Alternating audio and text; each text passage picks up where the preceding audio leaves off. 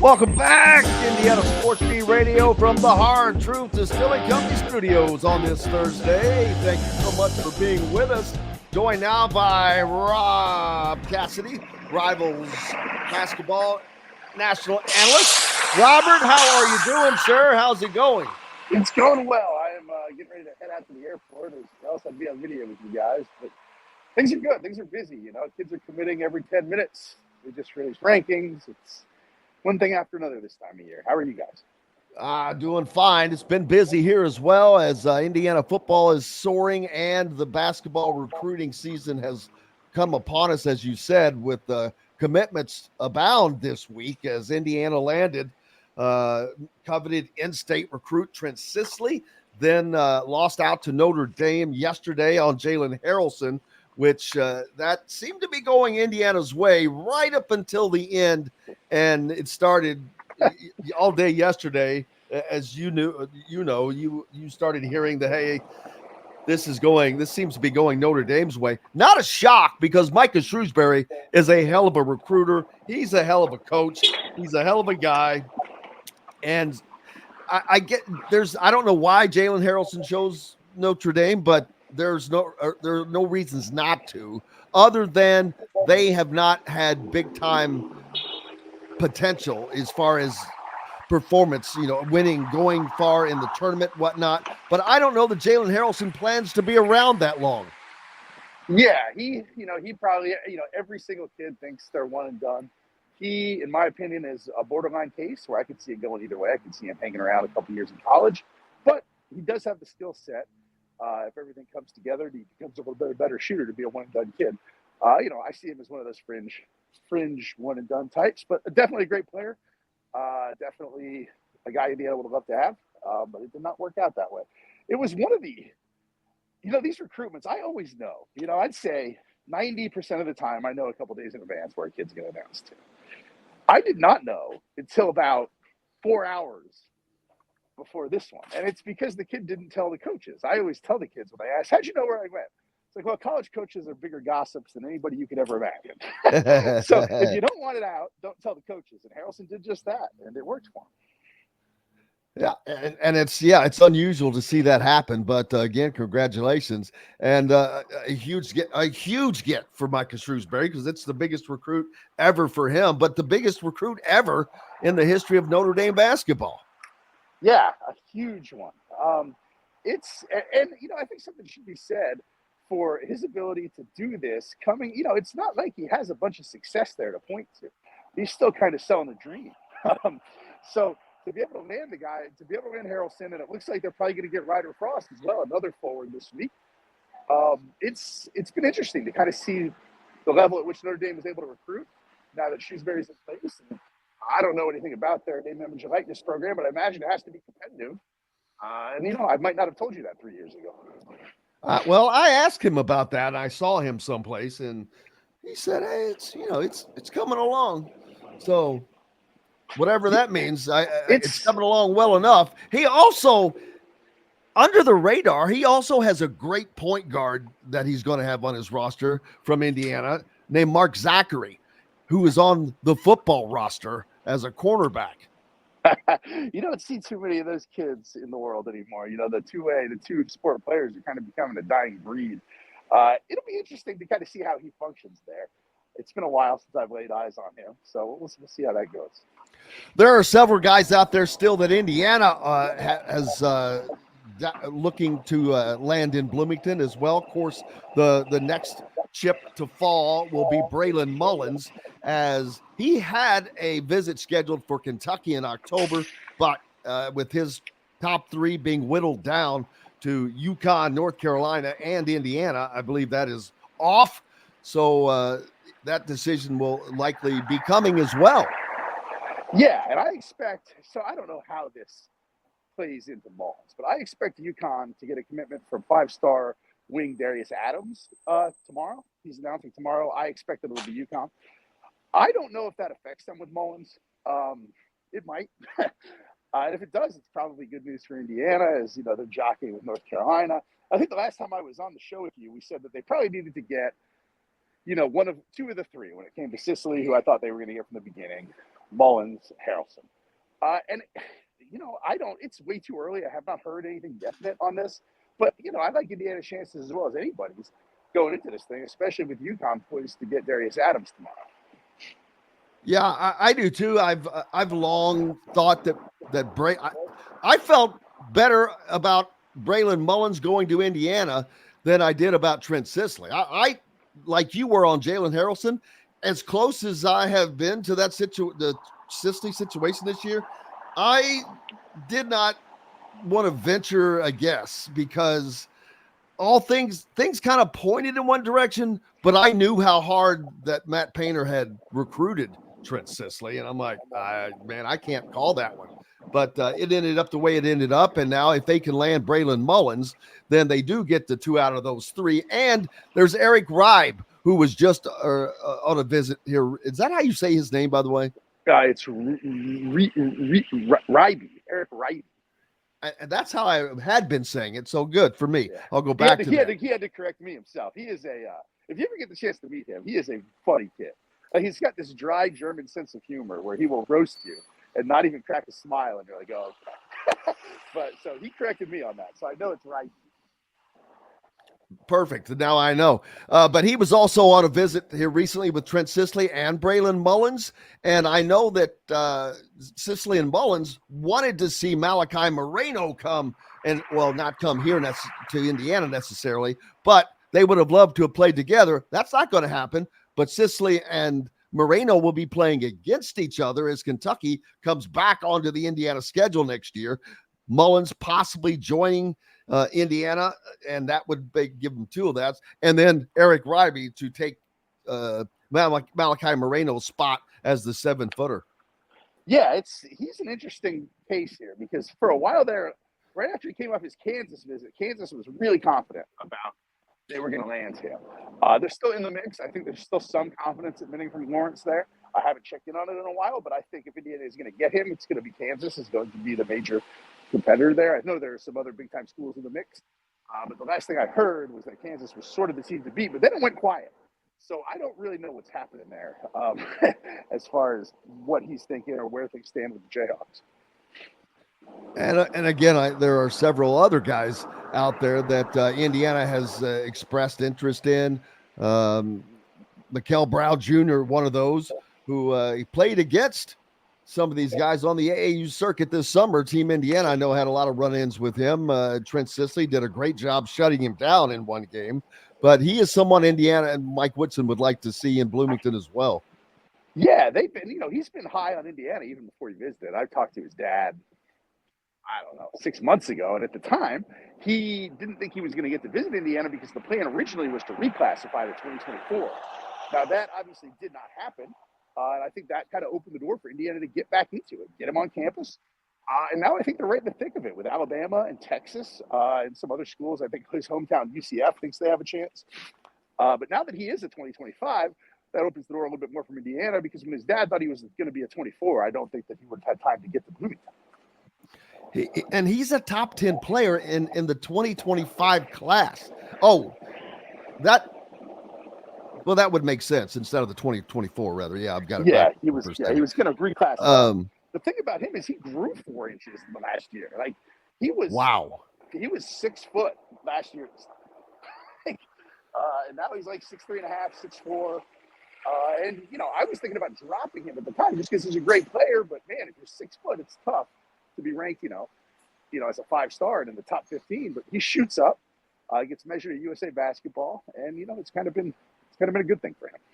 Yeah, now a top 10 rivals top 10 5-star point guard, which would fit right in to Woody's system, probably right about the right time as he's going through the cycle of having Kanan Carlisle and Miles Rice currently as probably the head of the offense at the moment, but that would bring in at the perfect time. And this is some top-notch talent if Indiana could land these guys, because Mike Woodson is also going to be hitting the portal because we don't know what holes are going to need to be filled. Yeah, 100%. And it's really going to come down to, as far as portal recruiting and as far as hanging on to these guys and winning some of these recruitments, it's really important how Indiana starts the season, I think. I think everybody's looking at them to take the next step. I think there's some semblance of the fan base that's starting to lose a little confidence, and I think they lose more if it goes south. But if it goes north with this new backcourt, with, as you mentioned, Rice and Carlisle, I think everybody starts to buy in. I think that if all things are equal, people want to play for Mike Woodson. As long as they think he's there and he's going to be successful, it's clear to me that he's got a knack for recruiting. Kids like him. They have the budget to get kids there. Now it's going to be about showing progress. I think they've got to get to the NCAA tournament. They've got to maybe advance out of the first weekend, and then there's no maybes to it. Yeah, they got to get out of the first weekend, huh? Yes. I think that they absolutely have to get to weekend 2, almost to the Elite 8. I mean, this Indiana team is going to be one that I think that the media will vote them as the favorite to win the championship, as they should. I think that they're, on paper, they're the most talented team in the league. That's on paper. You got to play, but that's why you play the game. So I think it starts so. I agree. It's just so hard to find a experienced, proven backcourt, ready-made backcourt that they found in the portal, that it's hard to imagine it going too far south just because those kids are proven at the highest level of basketball already. But, that's like you said, that's why they play the games. Exactly, and which is fine. Dusty May will be in his first season at Michigan, and he's going to – Indiana is one of those – is a state that produces basketball talent like Texas and Pennsylvania and Ohio produces football talent. And it's a smaller state, but the proportion is crazy. But that's why you see you've got all three of the Indiana in-state coaches now, Micah Shrewsbury, Matt Painter, and Mike Woodson hitting it, but you still see the Dukes and North Carolina's, Michigan State, and now Dusty May at Michigan with such a connection to Indiana, former assistant at the school. He grew up in Greene County right down the road, so he's going to be a major player in the recruiting of Indiana as well. Yeah, I think so going forward. They didn't really have – maybe you just didn't have enough time to get in on some of the kids in this class. That either have ties to Indiana or in Indiana, like Sicily or like a Mullins. But I think people are waiting to kind of see the proof in the pudding there too. It's one thing to win big at FAU. It's another thing to win big in the Big Ten. And I think if you're Michigan, you're coming off of, I don't even know how to describe the Juwan Howard era. Up and down, I guess, would be the best way to describe it. Maybe some of these recruits want to see a little bit of stability before Michigan is a huge player to the level of a Purdue or an Indiana or a Notre Dame or some of the other schools, Michigan States that tend to circle the Indiana recruiting territory. So how do you see what Indiana has done in the recruiting? Last year, they had Liam McNeely, and he decommitted. I'm guessing because he was fearful that there was an empty cupboard at the time, and then Mike Woodson goes out and crew goes out and just restocks with bigger, better players overall. And then now they're finally getting into the in-state recruiting of these kids. How do you think that recruiting is going from an optics standpoint for the Hoosiers? I think it's about where you can expect it to be in the way the last couple of years have gone. I think that closing the cycle like they did last year by losing McNeely, missing out on Flandon Queen, really probably would have crippled you in years past because, then your second options are already too far down the road and your backup plan is down the road to somebody else into the transfer portal. That allows you to kind of make some mistakes in the high school recruiting landscape or lose some guys late in the cycle like they did. And, Woody was able to recover quickly and it could be better off for it in the long run, just because of the experience some of the guys he Landon do bring to the table. I think 5 years ago, that might have been the death blow. But it is not 5 years ago. It's 2024. And, if they bounce back here, then all of a sudden the Woodson era starts looking pretty darn good if they make it out of the first weekend this weekend, where you zoom out and kind of look at it as a whole. And I think that inspires, especially in-state recruits who, obviously grow up rooting for Indiana and want to play there if things are equal, the confidence to maybe do that. Well, Trent Sisley was definitely one of those. They had a picture of him as a kid wearing an Indiana jersey. And then next to one of the pictures of him wearing the Indiana jersey, during his visit and all that, that was kind of cool to see, to be honest with you. Yeah, Indiana, the Big Ten overall, it's too early. Again, I don't know who's who in the Big Ten right now. You never count Michigan State out. Uh, Illinois, probably Brad Underwood always does a good job. Dusty May, what's he going to do? Purdue, a big question mark. I think that there's going to be a top 4 team, but without Zach Edey, I think that they're going to be exposed as being a very solid basketball team, but they don't have the guy that was the back-to-back 2-time player of the year and that they just could lob it into for 30 points a game. That's going to make a hell of a difference. Yeah, yeah. Losing the back-to-back National Player of the Year will definitely make a difference. I have learned already in this transfer portal era not to even try to figure out who is going to be good and who is going to be bad until I see how the pieces fit together. Because there have been teams that have looked terrible on paper that have gone on deep runs in the last 5 years. And then the opposite, too. You know, teams you head into the season that you think look great, but the pieces don't fit together for some reason. Look at some of the Kentucky teams that Calipari's recently had. It's, it's going to be fun to watch. Now, obviously, losing a 2-time player of the year is a little different. I mean, there's not going to be, you don't just replace, a 7'5" monster that, dominates everything. That's not going to happen. I'll have to find it other ways. But what they're going to look like, who knows? I mean, you wouldn't think they would be the same caliber of team that they've been in recent years, but I have just looked so stupid trying to guess what teams are going to look like since the portal began that I've just given up together. That's why I have to wait until the season. Yeah. Even with football right now, it took, you've got to get through the non-conference portion of the season. You get an idea, but you've got to get into conference play to truly gauge some of these teams. Indiana in football off to a historic start, by the way, and that's got to be good for basketball recruiting too, though. When you bring recruits in and you've got a full stadium, that's excitement is all in there, and the football team is winning period is contagious. Yeah, it's contagious and it compounds in college sports, whether that's football or basketball. It and it compounds quickly because everybody wants money, yes, but everybody also wants to be part of a winner. And if you start winning, it can compound quickly. It can also fall apart quickly. I mentioned Juwan Howard of Michigan earlier. That happened for him. They won great in their first year. I think they made a run into the Elite Eight or the Final Four. I can't remember. He gets the number 1 recruiting class in the country. It doesn't work out. They kind of squander it.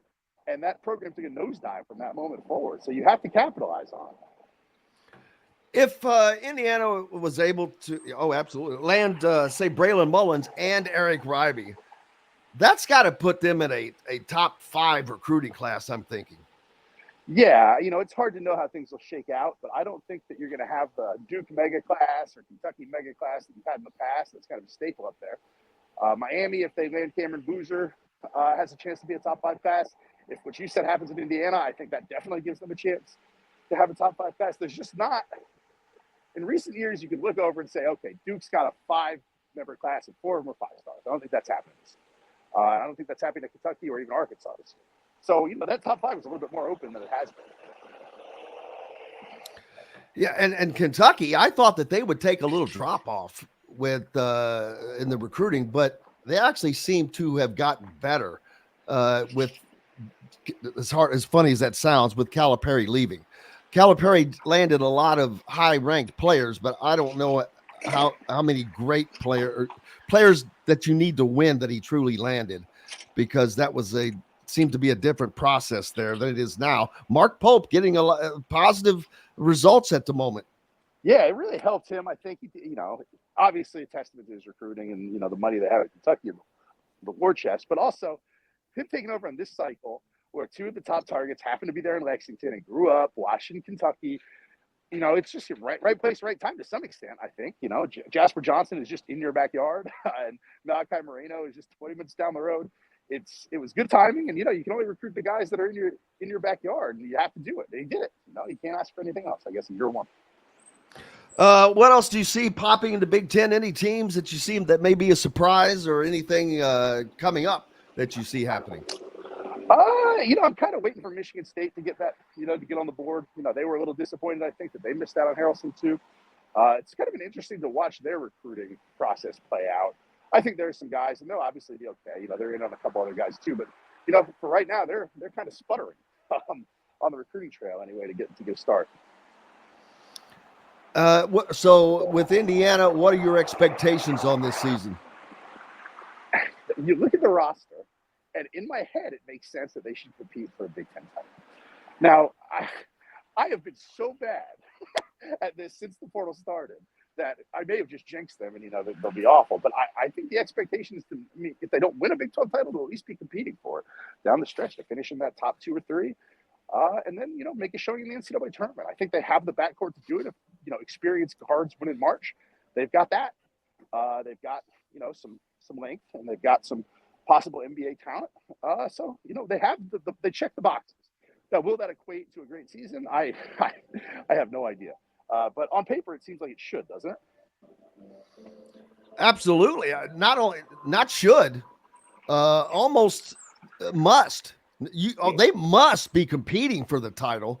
They should win the title, but I agree. They have to compete for the title. If they're not, there is a serious problem with the talent that was brought in, because every avenue was covered that they needed. You got some shooting with Luke Goody, who not only is a good shooter, he is a smart basketball player. Talking to him before the season, listening to him, he talks about bringing a winning culture in from Illinois, where they did win. They won a Big Ten title. They went to the Elite Eight in the NCAA tournament. He knows about winning. He knows about competing against Purdue. So that is going to be important, having that senior leadership along for the ride as well. But they've got all the pieces. They have to compete. I think that they should win it. That's just my personal opinion, though. Yeah, they should. It's a tough league, though, and it's going to be a tough league every year. So I don't think anybody will kill Woody and his staff if they finish second. You know, yeah, they should definitely be competing. And on paper, you know, you're right. They should have a very, very good chance to win it. But paper has lied to me on a number of occasions in the last 4 years since the portal is that everybody remakes the roster every year. But I guess you just don't know how things are going to fit together until it fits together. Rob Cassidy, I can't thank you enough, brother. I know you got to get going, and we appreciate you stopping by. We'll catch you again. Yeah, absolutely. Anytime, guys. Appreciate you. Rob Cassidy, Rivals.com, National Recruiting Analyst for basketball, joining us to talk about all the things that we're